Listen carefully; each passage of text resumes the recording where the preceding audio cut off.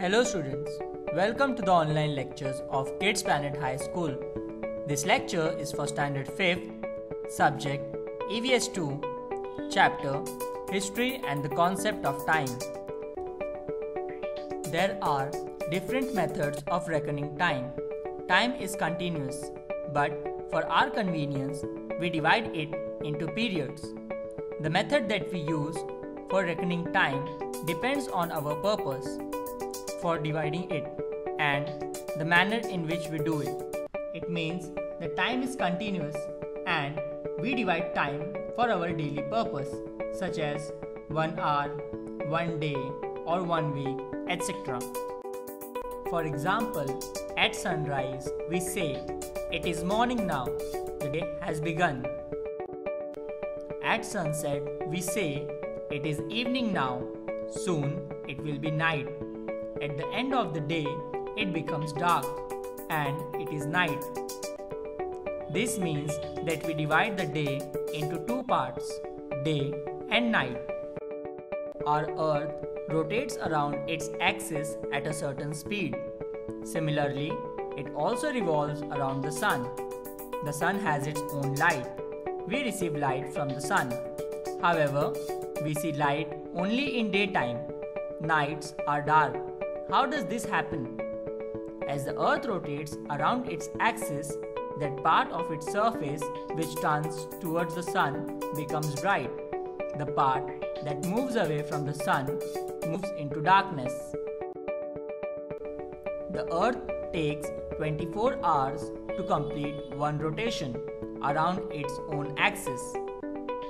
These 24 hours are approximately divided into 12 hours of daytime and 12 hours of night. A period of daytime and the following night together make one day. 7 days from Sunday to Saturday make 1 week. 2 weeks make a fortnight. 4 weeks make a month. 12 months make a year. 1 year is followed by another, and when 100 years go by, a century is completed. When 10 centuries, that is 1000 years, are gone, a millennium is completed. Such a method of dividing time is known as a unilinear division of time. Let us now study about the Common Era, or also known as the Christian Era. In the unilinear division of time, years that follow one after the other are arranged in linear order. In history books, also, a chain of events that follow one after the other is presented in a linear and serial manner. For this, usually we refer to the Common Era, written in short as CE or AD, meaning Anno Domini, which means in the year of our Lord. The calendar we use today is based on the Christian era, now called the Common Era. This era began in memory of Jesus Christ. Second, minute, hour, day, week, fortnight, month, year, century, and millennium are the units of measuring time. Common Era or Christian Era is the most widely used method of measuring time. A particular day is indicated by date, month, and year. The date, month, and year are in serial order.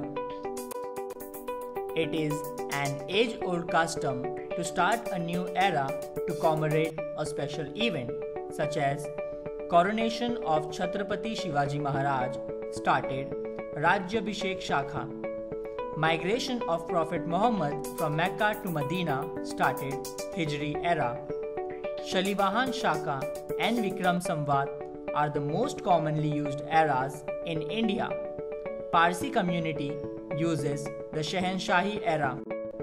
It is necessary to divide it into a number of stages in order to understand the time better. Therefore, the time in history is divided into two main periods: prehistoric period and historic period. Prehistory simply means before history.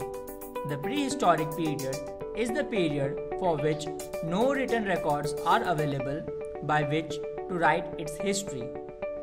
On the other hand, the historic period is the period for which written records are available using which we can write history.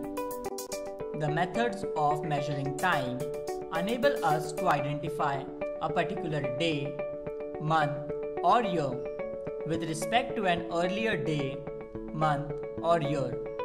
Information about the events before the beginning of the common Christian era can be obtained with evidence buried under the ground.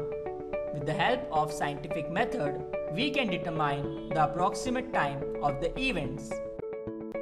Information about some of these events can only be obtained with the help of evidence buried under the ground. This evidence is usually in the form of broken man-made artifacts and fallen structures. With the help of these remains and using scientific method, we can determine the time of the event that took place thousands of years ago. Carbon-14 analysis and tree ring analysis methods are used for dating or establishing the age of the event. Carbon-14 is a radioactive element in the bodies of all living organisms. C14 begins to decrease after the death. The quantum of remaining C14 in the fossilized remains is the basis for determining the age of an organism. With this dating method, it is possible to determine the period of culture to which this object belongs.